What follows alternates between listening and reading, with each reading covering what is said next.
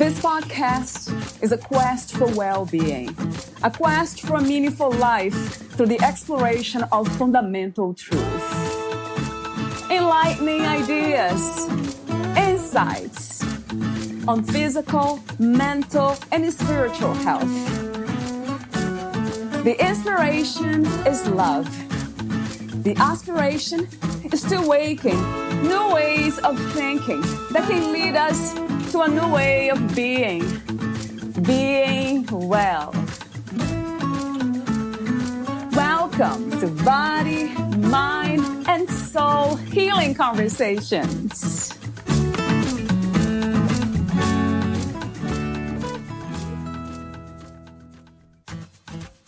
Beyond all self-images rests our true identity and our infinite worth.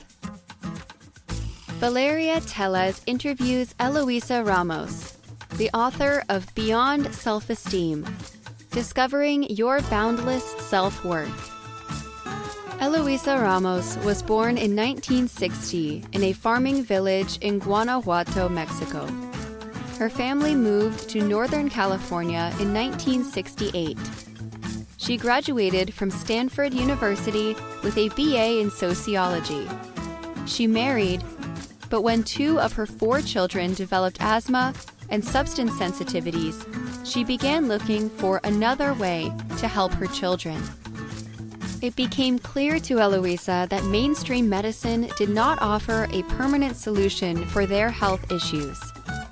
In finding another way to help her children, she discovered many wonderful healing aids, including EFT, Emotional Freedom Techniques. EFT tapping has opened up a new world of possibilities for Eloisa, her children, and her clients. She has evolved the Ramos clearing technique, which uses muscle testing to find and clear non-serving beliefs and energetic imprints. She is a certified EFT master practitioner with the AMT and started a radio show at EFTradioonline.com beginning January 14, 2014. Eloisa incorporates EFT tapping into her daily life and study of A Course in Miracles and shares the insights she receives with her readers and listeners. May her work help to light the way for all to uncover the truth that is within. Meet Eloisa at healingwitheft.com/Ramos Clearing. Here is the interview with Eloisa Ramos.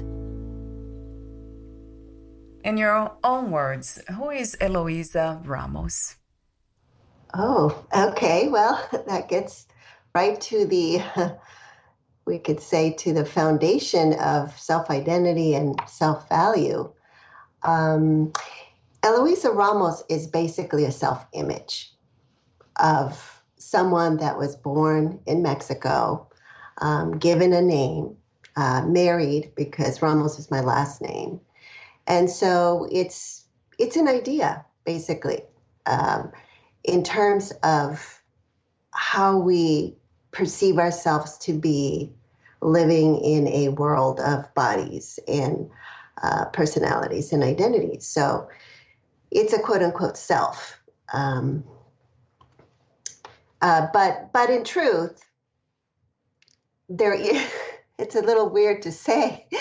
In truth, there is no Eloisa Ramos because the true self is not a separate individual self. It's one creation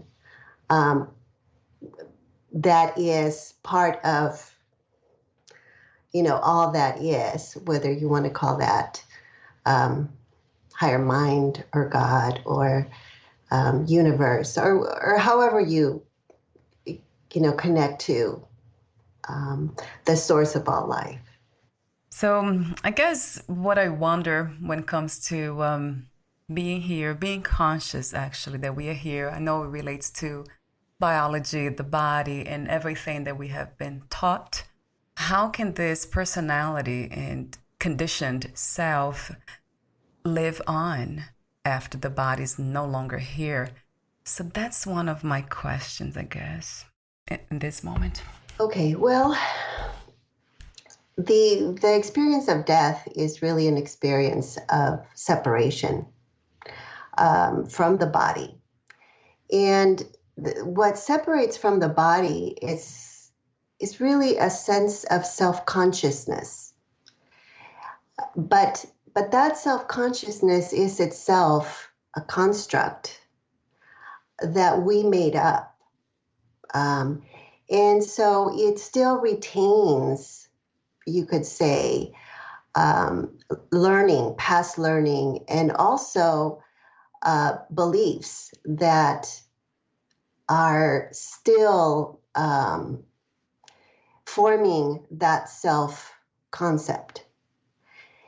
And so until we're able to completely learn our lessons and recognize our true nature as not a separate individual personality self,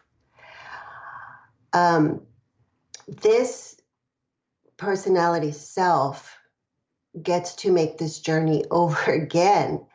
So you could almost say that death is birth, sort of in looking at it from, the other reference point. There's a tunnel of light, and the question is, well, am I going or am I coming? Yeah. So we tend to distinguish life in terms of time, and that's why we call it afterlife, because we want to separate what we call the conscious self in time from that separation of not being conscious of being in time as not being here. Yeah, so what would you say is there beyond the conscious self and the individual consciousness? Yes. So the thing about consciousness is that it is tied to concepts, and so the individual ego self, or the individual ego self identified with the body, is a self construct from the mind that has forgotten that it is not separate from its source. And so the fear that you were talking about, losing our identification, our identity, is because we are so identified with that individual separate self, and the fear gets in the way of moving past that into a deeper place where we are, you could say, beyond what we call normal consciousness. We're in a place of an awareness that is aware that it's not that little conscious self, because it has let go of the identification with it, and can then know itself. It's not going to be able to perceive itself, but it's going to be able to have an experience of knowing itself. As you could think of it more in terms of, if you're looking at a play, you can think of it in terms of being the stage on which the play occurs, rather than being identified with one of the characters in the stage, or being identified with the action that's going on in the stage. And so it's a different perspective that you could say is almost out of time, and you can get there through the present moment. You can reach that experience, and so you can come to know yourself as a self that is not separate from anything. I'm wondering if we can be free and find that awareness, whatever the name is, now. So we can be in a body, let's say, dead before we die, in a way. Mm-hmm. Yeah. So it is possible, right? Yes, it is, because because because that's really the only way to be free. Because yes, so the let's see, I want to say the trick. The trick is to recognize what perception is showing us, to not be real, which is so upside down to what we all grow up believing. But the way you get there is in little steps, because we have to work with the world in our experiences, and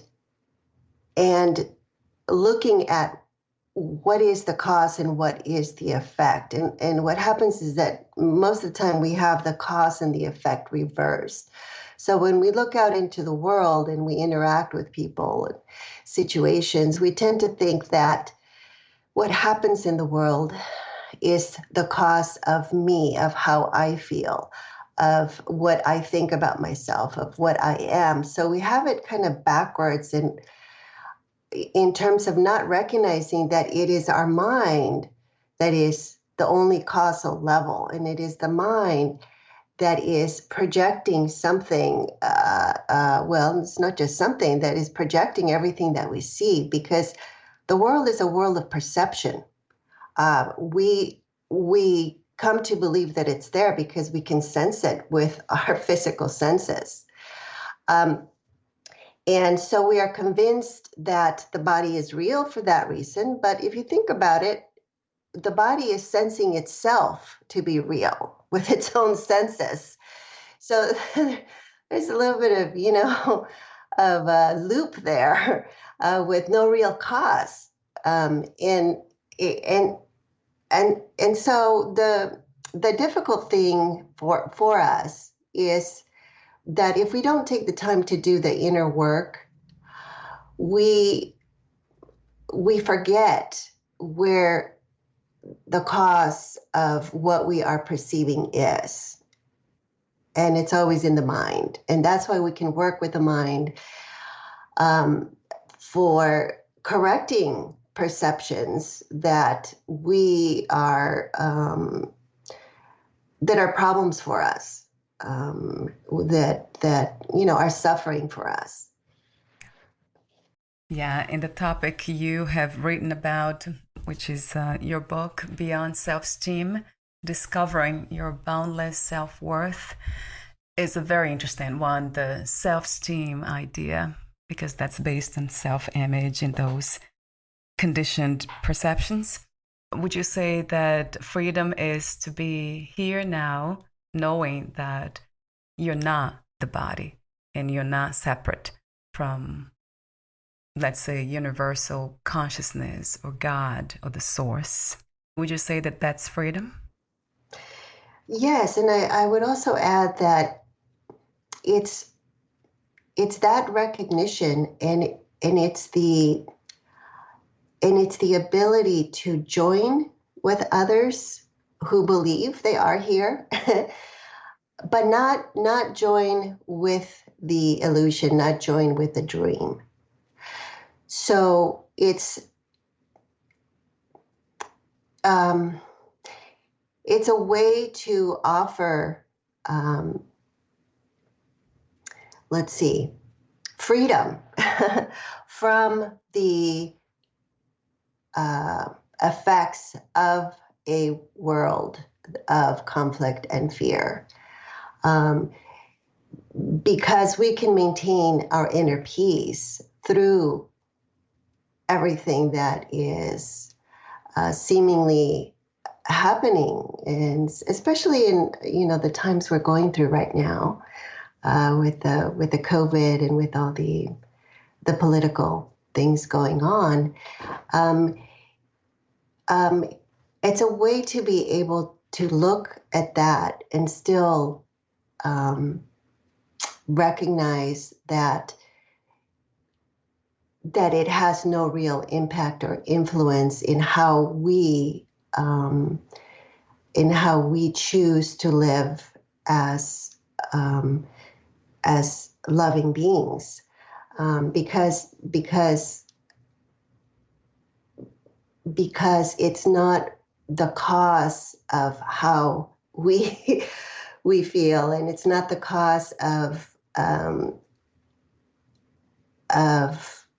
it's not the source of our happiness or unhappiness, of our peace or of our conflict. That is coming from our mind and Right. and from connecting to what is the truth. What is self-esteem to you? And is there a space for self-love if we are in a space of conditioning? Everything about the constructed self is conditioned. So I'm wondering if it is possible, Eloisa, to love unconditionally or to do anything unconditionally. Well, yeah. I think it is, because it's not so much about what we do; it's about the purpose for which we do it, and I think that there's really only two purposes. It's either love or fear. We're either doing things out of fear or out of love, and when we do things out of love, we're bringing into alignment perception with knowledge, with truth, with our higher self. And the more we can consistently choose love in everything that we do, whether it's in, the choice to eat, whatever, because ultimately, it's not that. It's not that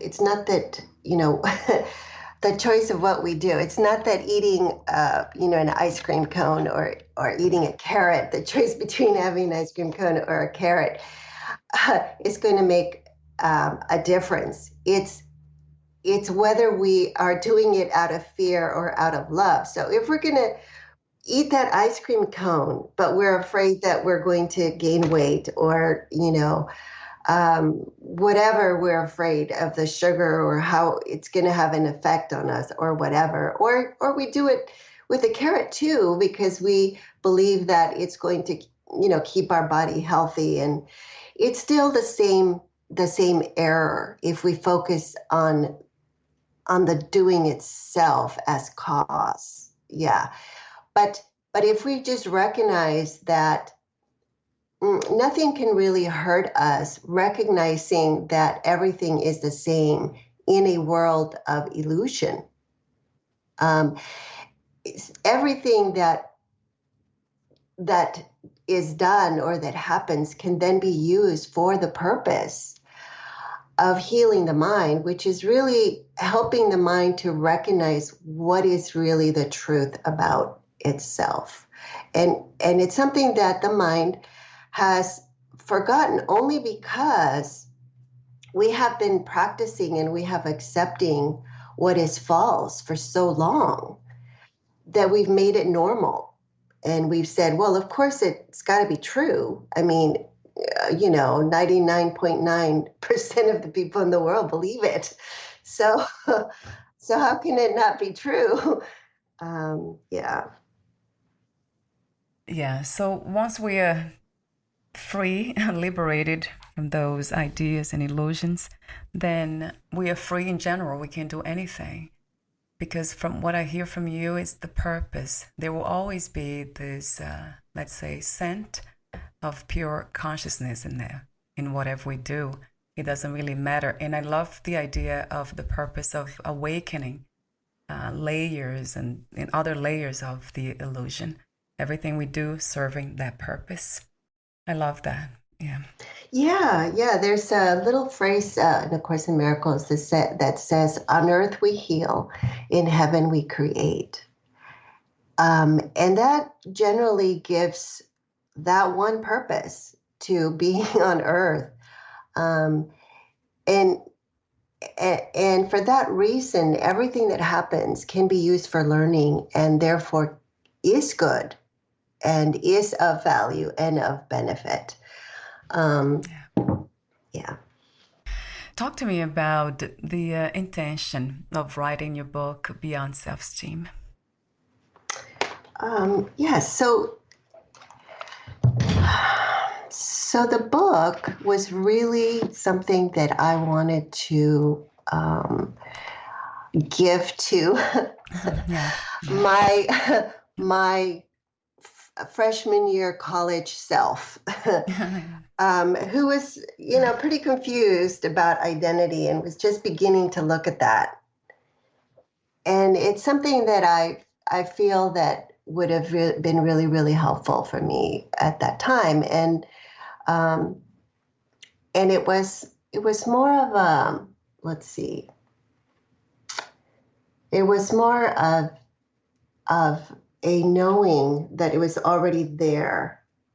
And it was just a matter of sort of putting the pieces together and bringing it forth. But it's really, the intention is really to help anyone, but in particularly, I think that young people begin to question their sense of identity and self and who am I? And, there's a period of time, I think, that young people tend to look at that more before they actually settle down. They're just beginning to explore what they're going to do with their in terms of a career and relationships and that kind of thing. Talk to me about the EFT. It's a healing method, right? So how did you discover it, and how can it help us to uncover the truth? Yes. So let's see. So after I was married, let's see, we have 4 children, but 2 of them in particularly started developing asthma and allergies. And it really was a little bit of a turning point there, because I had to look at my young daughter when she was 2, and seeing her go through these asthma attacks was really disturbing for me. And I had to ask myself, how is it possible that God is loving, and yet, she can have this experience? Modern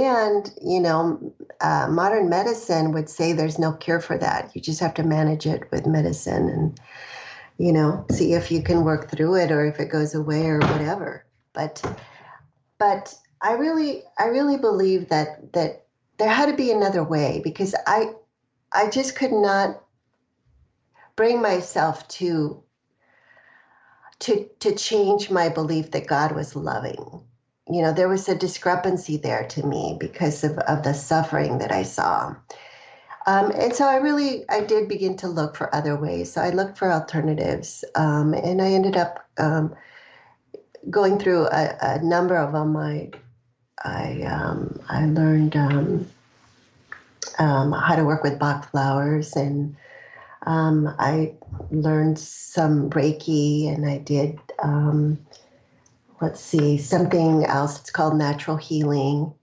And as I explored some of these different alternatives to help my daughter and my kids with allergies, there's another one for allergies. It's NATE and AET. And I began to learn how these came to be. I ended up picking up a book at the library, Thought Field Therapy. And I read the story of how this was, discovered. And then EFT came from that. What I really saw was that these were techniques that were basically gifts. The people received them. For example, the thought field therapy, it was just a therapist that had been trying to help someone with a water phobia, and he had not been able to help her. It had been almost a year, and it was a friend of his, and they happened to be sitting in their backyard, far away from their swimming pool, not too close, because she was terrified of it. But he remembered something about acupuncture points, and he remembered that under the eye was an acupuncture point that went to the stomach meridian, where she would feel a lot of contraction because of the fear of the water. And just out of the blue, he said, "Hey, tap under your eye." And so she did. And within a few minutes, she started running towards the water. And he's like, "Whoa, what are you doing?" She's like, "I'm not afraid of the water," you know? And so, I would hear things like that from these other methods. And so I ended up working with EFT, which is a tapping on acupuncture meridians therapies. But what I really liked about EFT, and I really stuck with it, is that it really works with the attention and intention. So it's almost a tool for mindfulness. And at least that's how I've used it. And it really helps us to look at what is there in terms of the problem and how it's showing up, and whether it's an allergy or whether it's a relationship issue, or it doesn't really matter. We can tune into what the reactions to that problem are, whether it's a physical sensation or whether it's just an emotion or whether it's a memory that comes up from the past, whatever it is, we can go through and tap through whatever is perceived there, because it's actually held in the mind. And we're not really working with the body, but we're using the body to focus the attention on what is in the mind. And as we tap through this and we're observing it, we actually see that it's releasing. And it's a way of we use numbers to gauge intensity. So what's really great about it is you can actually see within a few minutes that this process is releasing the stuck energy, the stuck emotion, whatever was there is no longer there. And that's a change in perception. And coming, working with A Course in Miracles, that's basically a miracle. So. The question that comes to mind is about choice. I have heard that we have chosen the identity, self, have chosen to go through all the experiences it goes through here. Would you say that that's true, or it is simply the conditioned mind just perpetuating its own, let's say, karma? Well, let's see. I think it's the same thing, but it's just two different ways of looking at it. So if we believe that we have free will, then yes, we are choosing this experience. And when we no longer want to experience this, we can choose to let it go. But on the other hand, this experience itself is like a dream that has already happened, because let's see, because the only real choice that we have is in how we are going to interpret and react to what happens. Within the experience of this that we call life, which is really a dream, we don't have control of what happens. So for the most part, we experience a situation and the situation has just happened.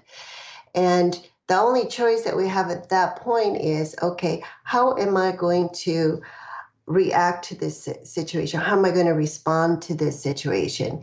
And the control and the choice that we have, and it really is what makes our experience what it is whether we are going to choose to see it as an opportunity for learning and for healing. And that means that we are willing to forgive, and not, go into the blame and the attack and, the conflict, etc., because that just keeps it stuck. So really the choice is how we want to experience what this seems to be. And we do have a choice there. Yeah. It may not seem that way because we have not given enough time to the inner work. And so it still feels like we are powerless in the sense that we think that what someone said, what someone did is the cause of our sadness, is the cause of our frustration, our anger, or whatever. And from that point of view, then, we're just an effect. Our experience is an effect. And, at some point, I think that we all come to a place where we have to say, okay, there has to be another way. I'm really done and tired of this, So it goes back to knowing who we really are. Then there's no more questions, really. That's interesting. With this interview, it happened almost for the first time. I had no questions. I had a lot of questions in front of me, tons of them. But then when I start talking to you, I'm like, oh, that's it. I can rest now. Oh, the mind can rest. That's right. That's right. There's no more questions because yeah. In a way, the one that asked the question is the self that believes it does not know. Yes, and at some point, the mind does not need to ask any more questions. Because you said, like, who is tired really? Well, yes. So that would be a self-image of something that is not the true self. And so all of the experience that we have of limitation, of suffering, of being in a body as a body, which is limited and vulnerable and weak and suffers, etc., is an experience of a self that is not our true self as created and like its creator. I love your message. I love your work. I love, the purpose of what you're doing. I'm just wondering if the spiritual component, the emphasis on really the truth, which is, it's just identification. This is a dream. If this is a little too advanced for most of us to hear. Yeah, it can be. I think ultimately at the practical level, we have to start with the little things. We have to start with what is showing up in our daily life and choosing at that moment. I think the most important thing to recognize is that our mind is causal. Okay, because that's the only place where we can actually take responsibility. So if I, get out of bed and accidentally stumble and hit my toe, on the table, and I'm in pain. Okay, am I going to say, start swearing at the table? Or am I, am I going to feel really angry that I put that table so close to my bed, So ultimately, I can take a deep breath and feel the pain, okay, and then sit with that pain. And one, I know that the pain is not going to last forever, okay, and two, I can ask myself, well, I don't have to judge the situation, and I can sit there and really ask myself, okay, well, this was an interesting thing. What is this telling me? What am I showing myself here? you know, what am I asking for right now? Am I really calling for more pain by abusing myself with anger or cursing myself or whatever? Or am I really calling out for love? And I'm really calling out for love. So why don't I just give myself that? Why don't I just take a moment, rub my toe and just be present and reassure myself, this is not going to last forever. I'm going to be fine. I'm going to be okay, and move on. So, we can bring it down to the everyday little situations, to really see that our past personal behavior habits, the way that we react, when we begin to observe that, it gives us a little bit of space from which we can begin to see that we do have the option of seeing it differently, of choosing love instead of attack. And so it's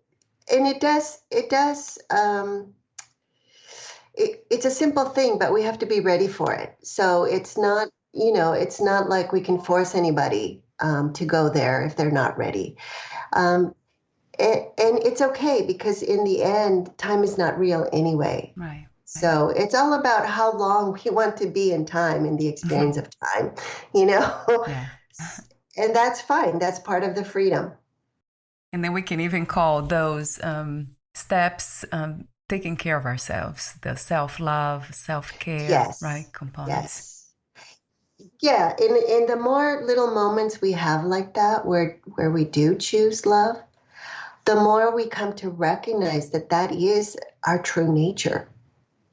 And the more that reinforces the true nature. And so it's a loop, but it's a loop in the positive direction, not in the negative directions. Yeah. I do have a question about the Course in Miracles. How did you come across that book?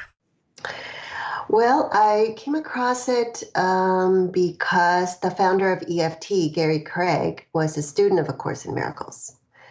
So I just kind of heard the name of it there. And I I happened to be, I found it just at a garage sale, and I picked it up just because I had heard, oh, this is a book that Gary, is a student of it. I picked it up, and I tried reading it a few times and couldn't quite commit to it. So it took 3 or 4 times before I really committed to it. I have found it quite helpful. As far as the principles with regard to healing and working through, and actually both the tapping, the EFT tapping, and the Course in Miracles they are kind of, I don't know what you'd call it, kind of like a ladder for each other, because I can use the EFT tapping on any resistance. There's a lot of resistance to this, to studying this book. And I can use the tapping to work through that. And then the insights that I receive from the Course in Miracles, I can use through that to work with my clients when I do the EFT tapping. And I have a technique now that I call the Ramos clearing technique that uses muscle testing just to get a little bit, to go a little bit faster than the EFT, to kind of get to the hidden unconscious beliefs a little bit quicker. If people are open to it, not everyone is open to it, and that's fine. You get to the same place, whichever way you go. True. Eventually. But, eventually, yeah. So it's a matter of how quickly you want to move. And I respect that of, wherever everyone is, it's fine. And the resistance you speak of, I can imagine, is fear. It's based on fear. Yes. Yeah. Yes, because it's turning everything upside down, Right. So that is very scary. It can be scary, disorienting, but I think that the desire to really know truth, to remember the truth, because deep down we all kind of, I don't know what it is. There's something there that we all resonate to, but we don't give a lot of attention to. But it's that memory. It's that memory of our true self. So we don't lose it just because we're not aware of it. It's still there. Right. Yeah. Yeah, that might be, it's probably superimposed because of the body, right? Those false beliefs. Having the body, that means protecting it, so it survives. Oh, yes. And those are very strong instincts, survival instincts. Yeah. Mm-hmm. So a few more questions for you I have here, the ending questions. But before that, Eloisa, would you like to add anything or read a passage in your book? Let's see. I have one here. I think that it kind of summarizes all quote unquote self-images and identifications exist only in our mind and reflect a belief that our quote unquote self is not completely acceptable as it is. They are representations of what we have come to believe and think we should be, have been, or are, and what we see, feel, or want our quote unquote self to be. We have forgotten our essential quote unquote self with a capital S, and therefore have accepted the idea that it is partly or entirely worthless. And so we strive and struggle to earn our worth by making this lowly little self into something or somebody of value. Yes, so true, so true. I absolutely love the title of your book too. So, Beyond Self-Esteem. What a beautiful insight. Thank you. If you knew you would lose the body soon, would you make any change in your life or do anything in a different way? I don't think I would do anything differently in a different way. I think I would just say my goodbyes, but I don't think there's anything that I would try to rush to do or finish. Mostly because I feel that everything is as it should be, and so there's nothing really to change. Yeah, I love that answer. When I hear from anyone, And the last question is, what are 3 things about this reality, this dream, you know for sure, if there is such a thing? 3 things.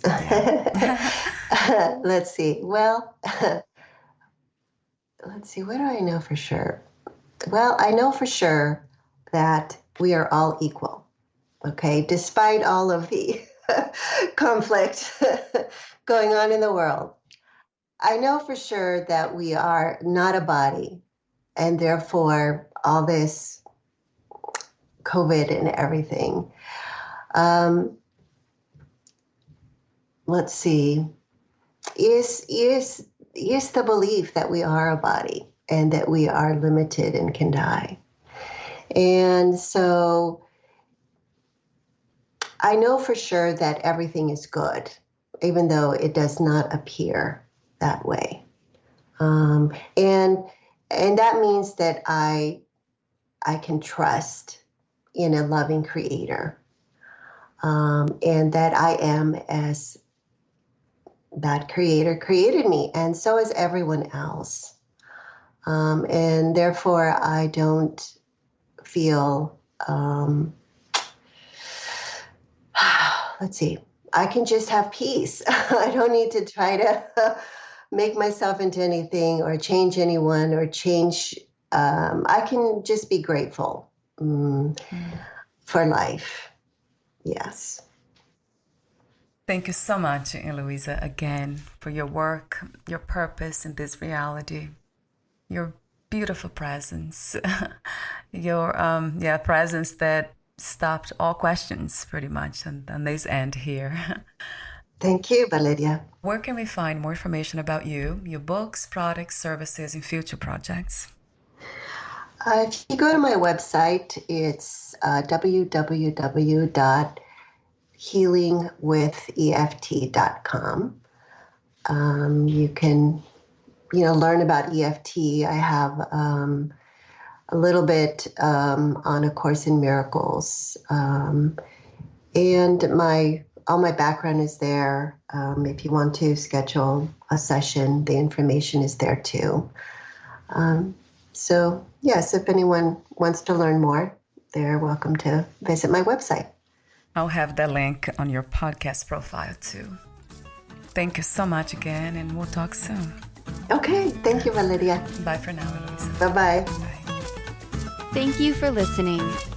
To learn more about Eloisa Ramos and her work, please visit healingwitheft.com/Ramos Clearing.